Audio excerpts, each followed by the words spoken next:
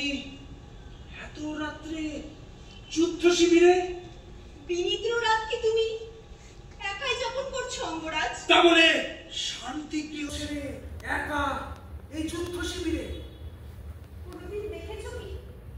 দেখেছো ঋষিবা মানুষের আচ্ছন্নতা? দেখেছো কখনো? দেখো কিংবা দেখেছো স্মরণ হয় না। নইলে যুদ্ধের প্রারম্ভে আমার মতো গৃহবধূকে নিরাপদ শান্তির আশ্রয় ছেড়ে এই যুদ্ধক্ষেত্রে ছুটে আসতে হবে কেন? অনুমান করতে পারি কোনো শুভ বার্তা তোমাকে চঞ্চল করে তুলেছে। সেই অনুমান ক্ষমতা এখনো তোমার মধ্যে অবশিষ্ট আছে। অভিমান করো না, বলো বলো তোমার আগমনের কারণ। অঙ্গরাজ, যুদ্ধক্লান্ত ভারতভূমে গভীর আচ্ছন্নতায় সমগ্র চরাচর যখন অচেতন, তখন আমি তোমার স্ত্রী পদ্মা এসে দাঁড়িয়েছি তোমার সম্মুখে। করুণ আরতি নিয়ে ভিক্ষা দাও আমায়। ভিক্ষা কেন পদ্মা? এ তো তোমার দাবি। জানি না সে অধিকার আমার আছে কিনা। তোমাকে তোমাকে না দেওয়ার মতো কিছুই তো আমার নেই পদ্মা। আসো এসব বঞ্চিত পশু সেন। মাথা রাখার পরে আর কারো কোলে যদি মাথা রেখে পেয়ে থাকি এক বিন্দু শান্তি, সে তো তুমি তুমি পদ্মা। বলো কি তোমার কামনা? অঙ্গরাজ, এই যুদ্ধ বন্ধ করো। পদ্মা, যুদ্ধ কোনো সরল একনৈতিক নয় যে এক পক্ষ অস্ত্র ত্যাগ করলেই অন্য পক্ষ থেমে যাবে। তাছাড়া রণাঙ্গনে দাঁড়িয়ে অস্ত্র ত্যাগের অর্থ হলো পরাজয়।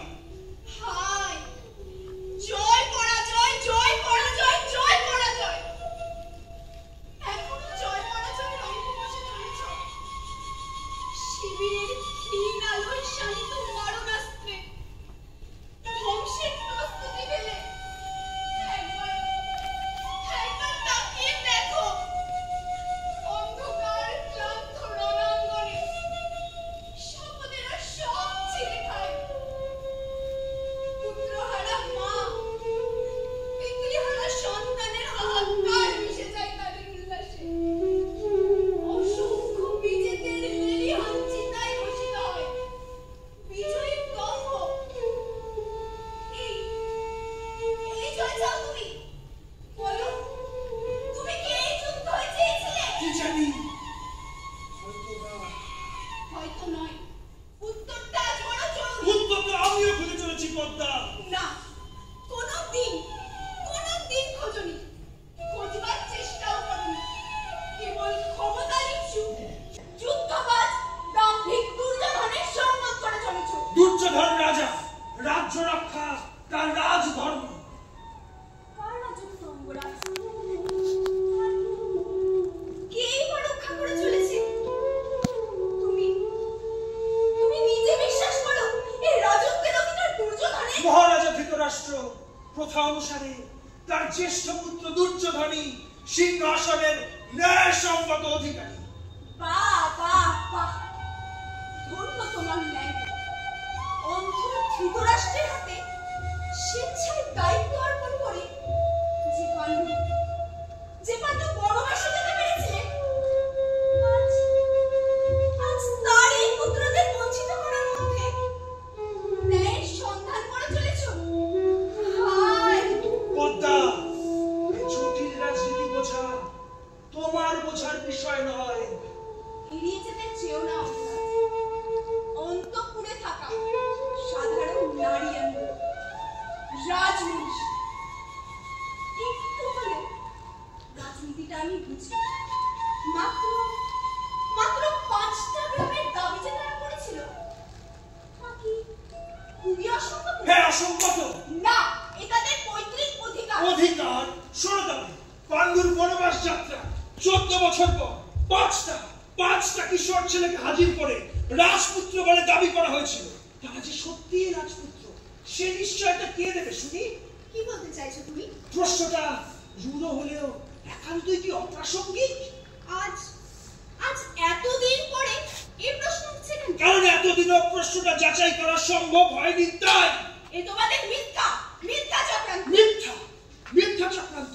সেদিন বেদব্যাসের নেতৃত্বে শতশৃঙ্গ পর্বতবাসী ব্রাহ্মণদের মুখের কথায় রাজপুত্র বলে স্বীকৃতি পায় তারা। সেটাই স্বাভাবিক। না, স্বাভাবিক নয়।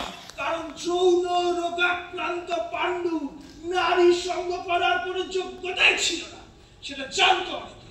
ছি ছি ছি, এত নীচ তোমরা। তবু এটাই সত্যি। তাই যদি সত্য হবে তবে সেই দিন রাজদরবারে উপস্থিত বিজ্ঞজনেরা তাদের মেনে নিয়েছিল কেন? মেনে নিয়েছিল নাকি মানতে বাধ্য হয়েছিল? প্রতিবাদ করলে রাজবাড়ির কেচ্ছাটা এসে পৌঁছলো সাধারণ মানুষের মুখে মুখে। সেটা নিশ্চয়ই বংশের সম্মান বৃদ্ধি করতো না। জানি না কোনটা সত্য আর কোনটা মিথ্যে, তবে তবে এটা ঠিক, জয় দেশের ভূত তোমরা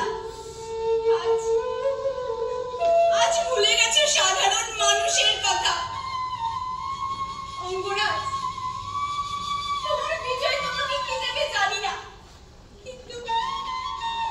কিন্তু আমার হারাবে অনেক অনেক। পদ্মা, প্রিয়া, প্রিয়া ভার্যা আমার, তুমি আমার শেষ আশ্রয়। ভেবে ঠেলো না আমায়। তোমার শীতল করুণা ধারায় ভাসিয়ে দাও কর্মের সমস্ত পাপ। পদ্মার মৃত্যু হয়েছে অনেক আগে, সেই দিনই শেষ হয়ে গেছে তার সমস্ত প্রেম। যেদিন রাজন্যবর্গ মাঝে পাঞ্চালীকে লাঞ্ছিত করার প্ররোচনা দিয়েছিলে তুমি, যেদিন এক অসহায় গৃহবধূকে বেশ্যা বলে সম্বোধন করতেও রুচিতে বাঁধেনি তোমার, যেদিন এক অসহায় নারীকে সর্বসমক্ষে বিবস্ত্র করে কৌতুকে অট্টহাস্য করেছিলে,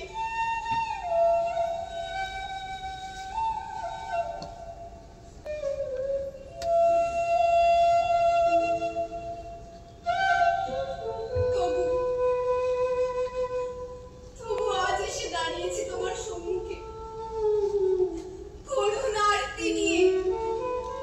ভিক্ষা দাও আমায় এমন একটা পৃথিবী যেখানে শান্তির আঁচল পাতা থাকে, যেখানে ভয়ঙ্কর যুদ্ধের দুঃস্বপ্ন খেলে দেয় না ঘুম। পদ্মা,